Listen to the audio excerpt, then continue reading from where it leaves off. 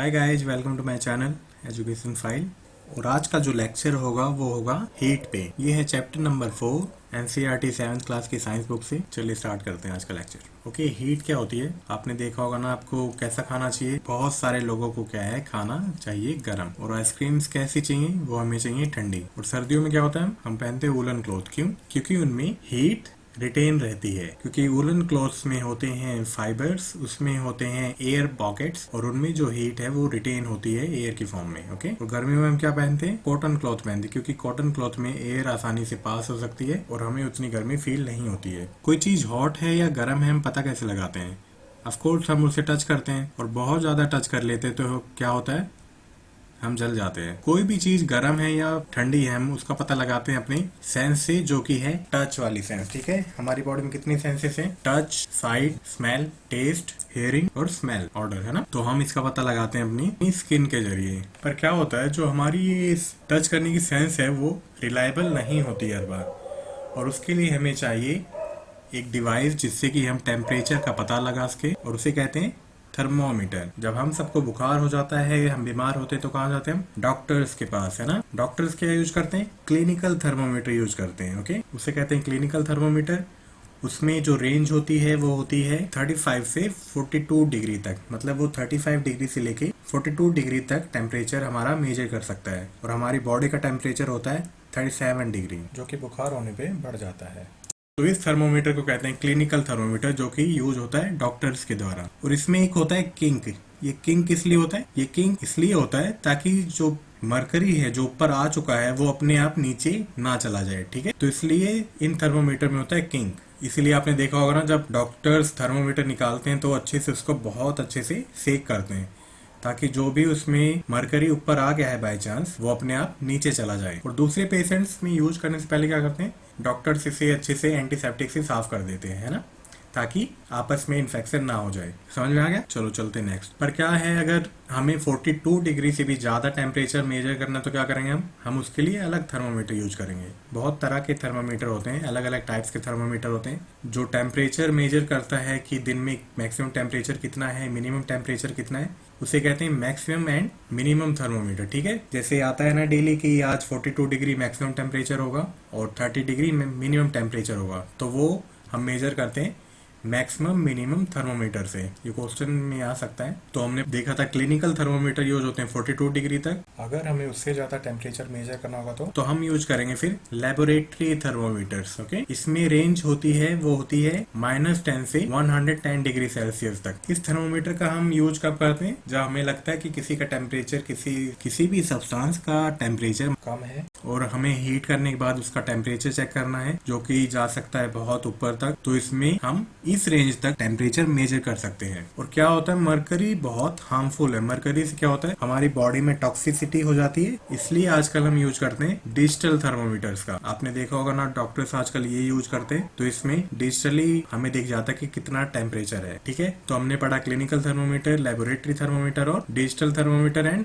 और maximum and minimum thermometer. ये thermometers के टाइप याद रखना आप लोग। चलो, अब हीट ट्रांसफर कैसे होता है, एक मीडियम से दूसरी मीडियम में हीट कैसे जाता है? तो वो जाता है कुछ प्रोसेसेस से। जब लिक्विड गर्म या ठंडा होता है वो होता है कन्वेक्शन के जरिए। ठीक है, उसमें कन्वेक्शन होती है। और एयर में भी क्या होती है? कन्वेक्शन। और जो सॉलिड में होता है कि सपोज कोई पैन है, हमने उसे गैस पे रख दिया और उसकी गर्मी इस हैंडल में आ जाती है, ऐसी हीट ट्रांसफर को कहते हैं कंडक्शन। ओके, और जब इलेक्ट्रोमैग्नेटिक वेव के जरिए, जब ना तो पानी हो ना हवा हो, विदाउट एनी डायरेक्ट कॉन्टैक्ट, जब हीट का ट्रांसफर होता है तो उसे कहते हैं रेडिएशन। ओके, जैसे कि सूरज की गर्मी हम तक पहुंच जाती ना, क्योंकि स्पेस में वैक्यूम है और हवा नहीं है, तब भी हमें उसकी हीट फील होती है। उस हीट ट्रांसफर को कहते हैं रेडिएशन। चलिए वन बाय वन पढ़ते हैं। कंडक्शन कैसे होता है? सपोज हमने कोई कैंडल जला दी और ये है एल्यूमिनियम की रॉड, हमने इसमें लगा दिया वैक्स। ठीक है, वैक्स के पीसेस थोड़े थोड़े लगा दिए। अब हम देखते हैं कि कैसे हीट ट्रांसफर होती है। हीट कैसे ट्रांसफर हो रही है? पहले अगला हिस्सा गर्म होगा, देन हीट धीरे धीरे पीछे जाने लगेगी कोल्डर रीजन में। ठीक है,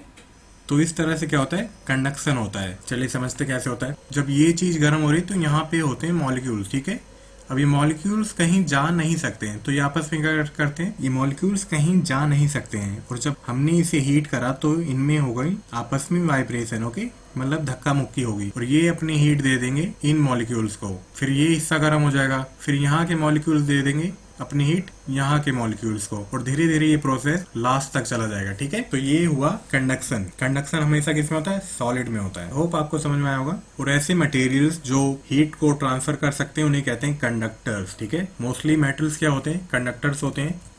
और जो पेंसिल की ग्रेफाइट होती है ये भी कंडक्टर ही होती है, ये हीट पास कर सकती है। ओके, और कॉपर बहुत अच्छा कंडक्टर होता है हीट का, और आयरन भी बहुत अच्छा कंडक्टर होता है हीट का। मोस्टली जो मेटल्स हैं वो बहुत अच्छे कंडक्टर होते हैं। इंसुलेटर्स कौन से होते हैं? इंसुलेटर्स वो मटेरियल्स होते हैं जो कि हीट को अलाउ नहीं करते हैं अच्छे से पास होने में अपने से, जैसे कि वुड है ना, सेरेमिक में हम इसलिए पीते हैं ताकि ये हैंडल इतनी जल्दी गर्म ना हो पाए। अगर हम लोहे के मग में पियेंगे तो क्या होगा? जो यहाँ पे कप में हीट है वो आसानी से इस हैंडल में आ जाएगी, इसलिए हम जो चाय पीते हैं वो हम सेरेमिक में पीते हैं। और प्लास्टिक भी क्या होता है? प्लास्टिक भी बहुत अच्छा इंसुलेटर होता है। कोई चीज यहाँ गर्म हो रही है तो यहाँ पे वो नहीं आ पाएगी अनटिल अनलेस कि वो मेल्ट ना हो जाए, है ना। चलो कन्वेक्शन के बारे में पढ़ते हैं एक एक्सपेरिमेंट के जरिए। सपोज आपने बर्नर जला दिया, इस फ्लास्क में हमने कोल्ड वाटर ले लिया। अब क्या होगा? हीट तो डायरेक्ट जा रही है। अब ये जो पानी है, यहाँ के जो मॉलिक्यूल्स हैं ये पहले गर्म होंगे। ठीक है, अब इन मॉलिक्यूल्स के लिए अच्छे से जगह है, ठीक है, जो कि सॉलिड में नहीं थी, तो ये मॉलिक्यूल्स चले जाएंगे ऊपर, और वहां से कोल्ड मॉलिक्यूल जिनका टेम्परेचर कम था वो नीचे आ जाएंगे। और धीरे धीरे क्या होगा? ये प्रोसेस रिपीट होता रहेगा जब तक पूरे पानी का टेम्परेचर एक जैसा ना हो जाए। ठीक है, इस प्रोसेस को कहते हैं कन्वेक्शन। कन्वेक्शन कब होगा? जब मॉलिक्यूल्स को जगह हो आपस में जाने के लिए, वो फ्रीली मूव कर सकते हैं। ये लेयर चली जाएगी ऊपर, यहाँ से कोल्डर जो मॉलिक्यूल्स है पानी के वो नीचे आ जाएंगे, फिर वो गर्म हो जाएंगे, वो ऊपर चले जाएंगे, फिर ऊपर से ठंडे वाले मॉलिक्यूल्स नीचे आ जाएंगे। और ये प्रोसेस चलता रहेगा जब तक पूरा का पूरा पानी गर्म ना हो जाए। इस प्रोसेस को कहते हैं कन्वेक्शन। जब इस तरह से हीट का ट्रांसफर हो, ये कहलाता है कन्वेक्शन। ओके, और ये एयर में भी होता है। चलिए इससे फेनोमेना हम पढ़ते हैं। कोस्टल एरियाज में क्या होता है? सी ब्रीज होता है दिन के टाइम। दिन में क्या होता है? जब सूरज की रोशनी पड़ती है, जब सनलाइट पड़ती है, तो जो लैंड है वो जल्दी गर्म हो जाता है। ओके, और जो सी वाटर है वो उतनी जल्दी गर्म नहीं हो पाता है। और हॉट एयर की क्या क्वालिटी है कि वो ऊपर चली जाती है। ठीक है, जब वो हवा ऊपर चली गई तो यहाँ पे एक लो प्रेशर एरिया क्रिएट हो गया, और ऊपर क्या हो रहा है? कन्वेक्शन के जरिए ये हीट ट्रांसफर यहाँ हो जा रहा है, क्योंकि यहाँ पे तो गर्म पार्टिकल है। और कन्वेक्शन होता है हवा में भी। जो हॉटर एयर है वो ट्रांसफर होगी यहाँ पे। और हवा कैसे चलती है? हवा चलती है ऐसे, यहाँ पे हाई प्रेशर है, यहाँ पे लो प्रेशर है, और विंड हमेशा चलती है high pressure to low pressure. ठीक है, इसलिए जो दिन में होता है, जो बीच पे लोग बैठे रहते हैं उन्हें फील होती है सी ब्रीज।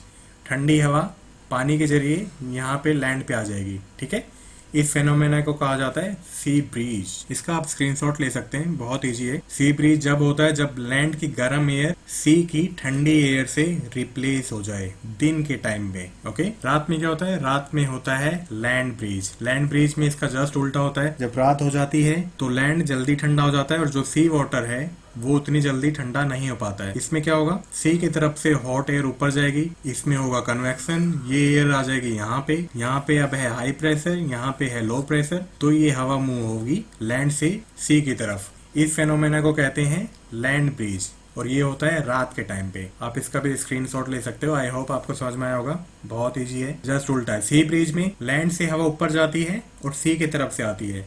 लैंड ब्रीज में क्या होता है? सी से ऊपर हवा जाती है, और हवा जो चलती है वो लैंड से सी की तरफ चलती है। ओके, इसे कहते हैं लैंड ब्रीज। चलिए रेडिएशन में क्या होता है? रेडिएशन में हीट ट्रांसफर के लिए हमें कोई डायरेक्ट कांटेक्ट की जरूरत नहीं होती है। इसमें बिना कांटेक्ट के ही हमें गर्मी फील होगी। कैसे? सूरज तो बहुत दूर है, सूरज से क्या होता है? हमारे अर्थ तक गर्मी आ जाती है। क्यों? स्पेस में तो वैक्यूम है, और वैक्यूम में कन्वेक्शन तो होगा नहीं, ना कंडक्शन होगा, तो कैसे आ जाती है? रेडिएशन में जो गर्मी है वो आती है इलेक्ट्रोमैग्नेटिक वेव के जरिए। ओके, इलेक्ट्रोमैग्नेटिक वेव में आती है infrared, visible light, UV, gamma rays. इन रेज के जरिए हीट ट्रांसफर हो जाती है from one medium to another medium. एक ऑब्जेक्ट से दूसरे ऑब्जेक्ट में ट्रांसफर हो जाएगी डायरेक्टली। जब आप बड़ी क्लासेस में जाएंगे तो आप इलेक्ट्रोमैग्नेटिक वेव्स के बारे में पढ़ेंगे। ठीक है, अभी इतना पढ़ लो कि कंडक्शन होता है सॉलिड में, कन्वेक्शन होता है लिक्विड या एयर में। रेडिएशन के लिए हमें कोई भी डायरेक्ट कॉन्टैक्ट की जरूरत नहीं होती है। रेडिएशन में जो हीट ट्रांसफर होगी वो होगी इलेक्ट्रोमैग्नेटिक वेव्स के जरिए। ओके, चलो गर्मियों में क्या होता है? हम बहुत लाइट कलर के कपड़े पहनते हैं ना। क्यों पहनते हैं? क्योंकि जो लाइट कलर होता है या व्हाइट कलर होता है वो हीट को रिफ्लेक्ट करता है, और जो डार्कर कलर होते हैं वो हीट को एब्जॉर्ब करते हैं। इसमें कौन सा ज्यादा गर्म होगा? ये ब्लैक वाला ज्यादा है गर्म होगा, और व्हाइट वाला कम गर्म होगा, क्योंकि ये रिफ्लेक्ट कर देगा हीट को, और जो ब्लैक कलर है वो ज्यादा एब्जॉर्ब करता है। ठीक है, हम सर्दियों में उन्हीं कपड़े क्यों पहनते हैं, क्योंकि जो ये फाइबर्स है ना, इनमें एयर गैप्स होते हैं, और एयर बहुत अच्छा इंसुलेटर है हीट के लिए, वो अंदर गर्मी बनाए रखता है। इसलिए हम सर्दियों में पहनते हैं वुलन क्लॉथ, और हमें गर्मी फील होती रहती है। गर्मियों में हम पहनते कॉटन क्लॉथ, वो उसके फाइबर इतने मोटे नहीं होते, उसमें एयर स्पेस भी नहीं होता, और उसमें हीट आसानी से ट्रांसफर हो सकती है। इसलिए गर्मी में हम पहनते हैं लाइट कलर के क्लॉथ्स और कॉटन के, और ठंड में पहनते हैं हम डार्कर क्लॉथ, क्योंकि डार्क क्लॉथ क्या करेंगे, लाइट एब्जॉर्ब करेंगे। इस चैप्टर में इतना ही था। आई होप आपको अच्छा लगा होगा वीडियो। चलिए मिलते हैं नेक्स्ट चैप्टर में। Till then bye bye, take care, पढ़ते रहिए।